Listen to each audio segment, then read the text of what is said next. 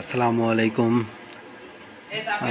আমার কাছে আজকে একটা মাইক্রোটিক ছোট্ট একটা রিভিউ দেওয়ার জন্য ভিডিওটা করা। এটা মাইক্রোটিকের আরপি বোর্ড 3011 UIS RM। মাইক্রোটিকের একটা আরবি বোর্ড সিরিজ আছে আর একটা সিসিআর সিরিজ। সিসিআর হলো ক্লাউড কোর রাউটার, আর এগুলো হলো জাস্ট শুধু রাউটার বোর্ড।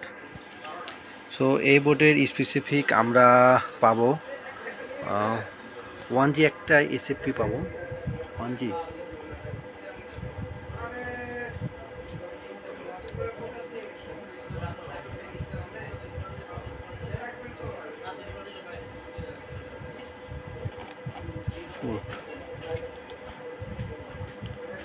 হ্যাঁ 1G একটা এসএফপি পাবো, আর হলো আমার 8টা হলো ইথার পোর্ট।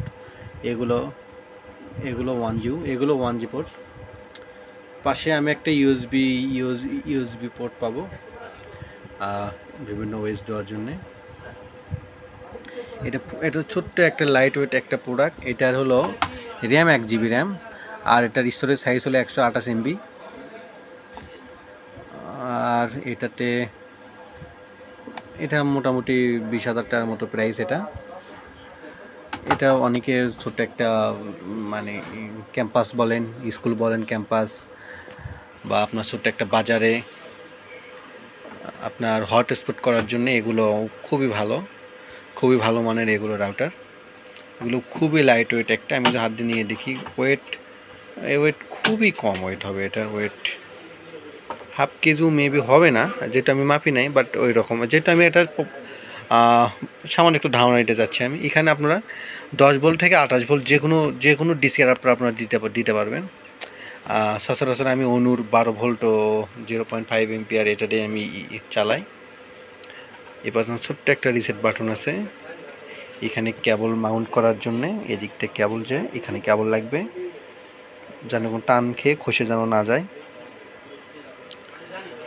আর এটা মেড ইন লাটভিয়ার প্রোডাক্ট। খুব ভালো ছোট্ট একটা লাইট ওয়েট প্রোডাক্টের মধ্যে অনেক ভালো, অনেক বেস্ট।